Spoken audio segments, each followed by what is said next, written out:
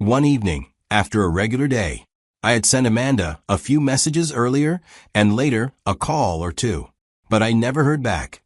By the time I saw her later that night, I asked her as calmly as I could, "Why didn't you get back to me today?"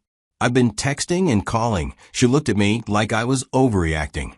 Then, with this cold tone that felt like a slap in the face, she said, "Is it my job to make sure I answer you every day?" I struggled to process what she had just said. She didn't stop there either. She said she was too busy. I didn't even know how to respond at that point. But before I could say anything, she said, "Maybe we need a break." It felt like she'd been waiting for the right argument to throw that out and see how I'd react. I didn't argue. This time, I nodded. Because the truth is, I was tired of the constant walking on eggshells. Tired of giving and getting almost nothing back. So I agreed. I figured that the break would help us cool down, reset, and come back stronger. Some space might give both of us the perspective we needed. But what I didn't realize was this wasn't a pause. It was the beginning of the end. To keep myself from going down a dark mental hole, I tried to stay busy. One night while scrolling through my phone in silence, I opened up ChatGPT and asked for solo activities. I wasn't expecting much, but surprisingly, it gave me some good suggestions. I picked and followed some of them, and that kept me busy on days I didn't go to work. One Friday evening, I thought about checking in on my cousin. He had moved away a few months back after landing a job in a new city. We hadn't hung out in a while, and honestly, I just needed a familiar face. I got in touch with him and informed him I was coming to see him the next day. He confirmed he will be free. The moment I walked through the door, the next day, my cousin didn't even bother with small talk. His first words were, "I hope you're not still with that girl." I blinked. "Amanda? Why?" I asked, trying to keep my voice steady. He looked at me like he wasn't sure if I could handle what he was about to say, but then went in. Apparently, there was a video, one that had been circulating around Amanda's friend group. In it, she was at a party, drunk, completely unrestrained, and all over her ex. He pulled out his phone and showed me. In the video, she wasn't just tipsy or casually friendly. She was wild, hugging, kissing, clinging like no one else in the room existed but him. Her ex is the same guy she had always said was toxic and not worth her peace. Yet there she was, wrapped around him like nothing had changed. My cousin told me, very plainly, that he thought I had already broken up with her. That's why he felt okay sharing all this. He said Amanda had always had this unhealthy back-and-forth thing going with her ex. She would enter new relationships, mess them up on her own, and then run back to the chaos she knew. That was the exact pattern, over and over. And the worst part? I was just the latest good guy caught in that cycle. That's when it made sense. All the fights and the sudden shift when I started talking about marriage. She was confused and torn. When she asked for a break, what she really wanted was permission to go back and explore that old door without technically cheating. I didn't even argue. It was in that moment that I stopped making excuses for her behavior. All the dots connected. The emotional detachment, the mood swings, the weird defensiveness. She was never really all in. I had been trying to domesticate a wild animal, trying to settle someone who didn't want to be still, who thrived on instability, and who would always chase the familiar chaos of her past. But not anymore. Not after that video. Not after the truth stared me in the face. That was the moment I knew I was done. After everything I'd learned about Amanda, I picked up my phone and blocked her everywhere. I went down the list. Instagram, Facebook, WhatsApp, all blocked. I didn't want to give her any space to wiggle back into my life. Then I scrolled to her contact and deleted her number. After that, I spent the rest of the day with my cousin. He could sense I needed the distraction, so he drove me around the city. We grabbed food, stopped by a local park, and even visited a random arcade. I didn't realize how long it had been since I felt that light. The next day, as I drove back to my place, I remembered something. There was a job offer for my company to move to Seattle. I'd gotten the offer about a month earlier. It came with a nice pay bump, better benefits, and the chance to lead a new team. But back then, Amanda said she wasn't ready to move far. And like a fool in love, I let her hesitation override what was best for me. I kept the offer sitting in my inbox. But now, she was out of the picture. No more considering what Amanda wanted. The job wasn't just a career move anymore, it felt like a lifeline. A fresh start in a new city. When I got home that night, I sat down at my laptop and typed my response. I told them I was ready. I was accepting the transfer. Then I hit send. By Monday morning, I walked into work with a different kind of energy. HR handed me the relocation steps and paperwork before I even had a chance to grab coffee. It was almost eerie how quickly things started falling into place, like life had just been waiting for me to let go of her so it could start moving again. Later that week, I called my family. I told them about the move and asked them to help me sell off the things I wouldn't be taking with me. Furniture, appliances, anything that didn't fit into a fresh chapter. They understood. I think they were relieved, honestly. They'd seen what the relationship had done to me, even when I tried to pretend everything was fine. By the time I had settled in my new apartment, I realized that I was 3,000 miles away from everything that reminded me of her. I didn't tell a soul except for my immediate family and a couple of close friends I trusted. I didn't leave a note. I just vanished from her world the same way she emotionally disappeared from mine the moment she chose her ex over the life we were building. Hi everyone, welcome back. Thanks for joining us today. We've got a brand new story to share with you. So let's begin.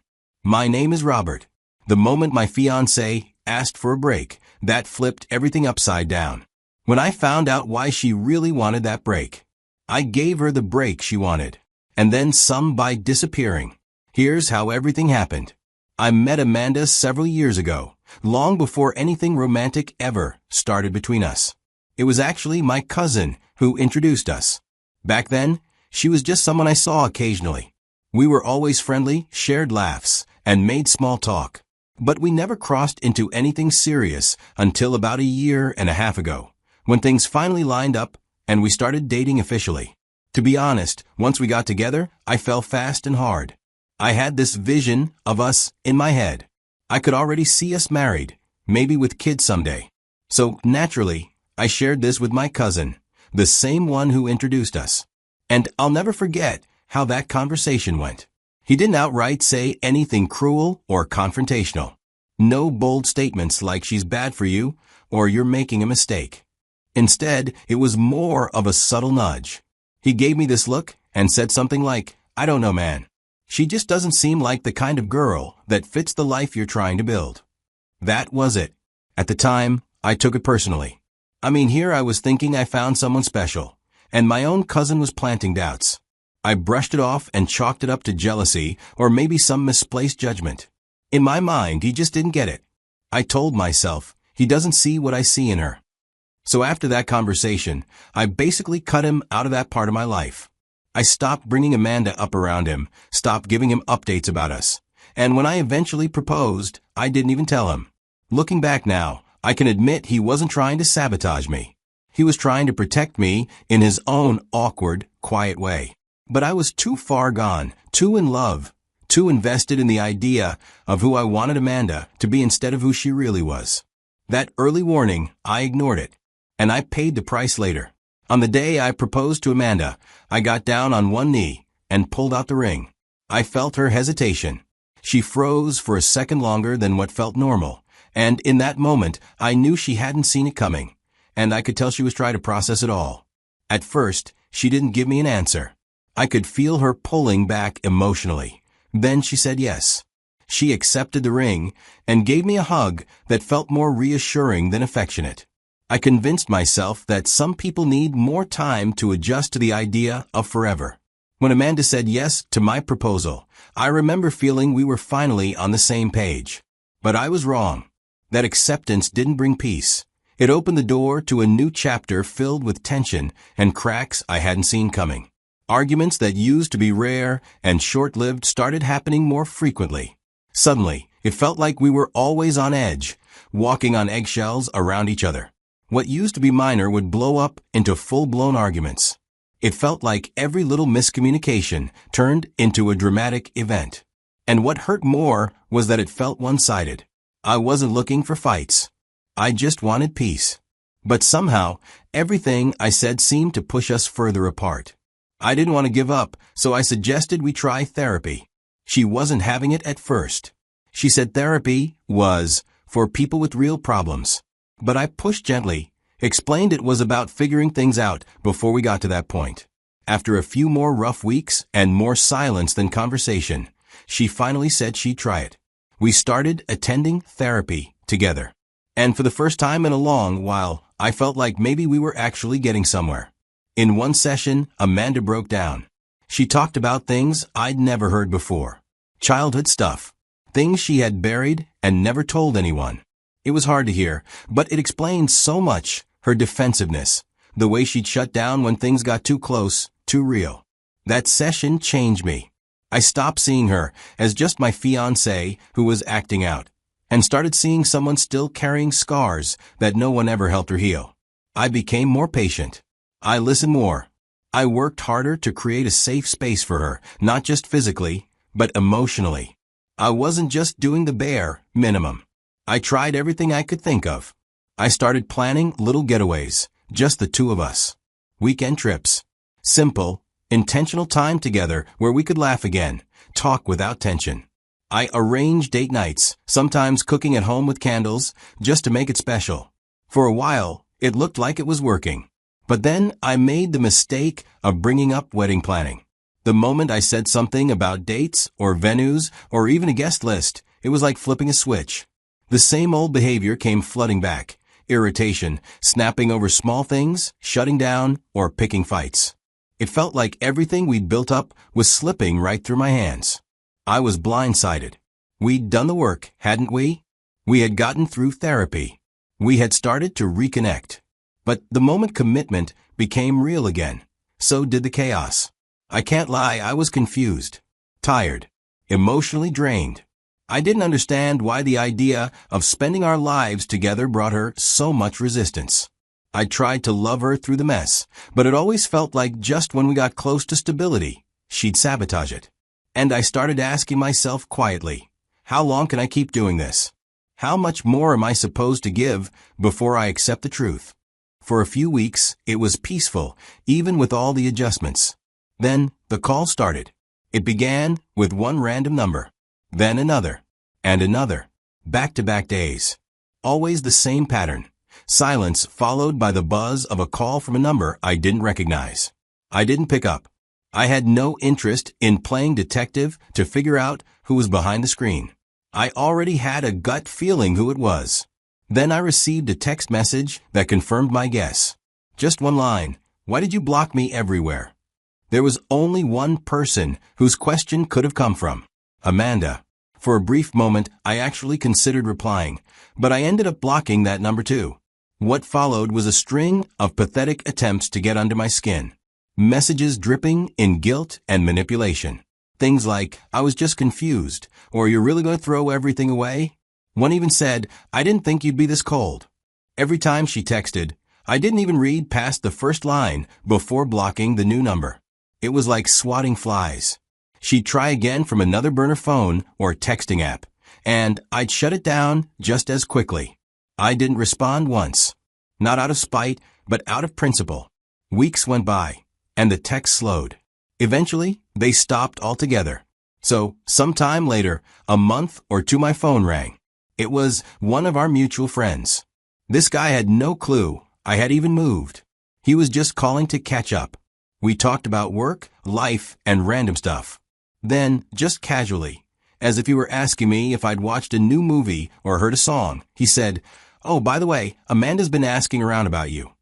I took a breath, and I said to him, we ended things already. There was no need to explain the whole saga. I didn't owe anyone an essay. What needed to be said had already been lived. Looking back now, everything fits. Every argument started over nothing. Every time she shut me out. Every warning my cousin tried to give me, even though he never came right out and said it plainly. The way she hesitated to accept the ring. The way she reacted whenever marriage was mentioned. It all had a root. And that root wasn't just fear, it was divided loyalty. She wanted to hold onto me while still keeping the door open to something behind her. Something that should have been left in the past. But instead of waiting for a formal ending or some grand apology that would probably never come, I gave myself closure.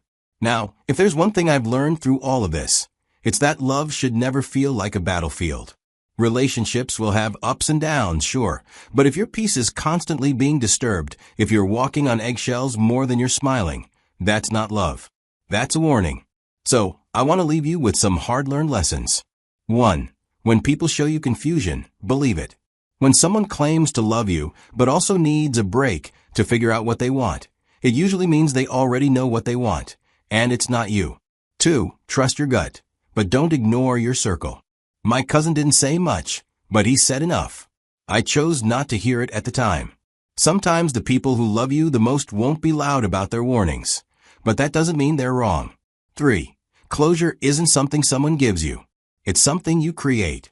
Don't chase apologies. Don't beg for explanations. Sometimes the best response is silence and distance. Sometimes peace is found when you stop trying to fix what someone keeps breaking. Thanks for sticking around to hear my story. Let me know your thoughts in the comments. What would you have done in my situation? Don't forget to like and share this story. Someone out there might really need to hear it today.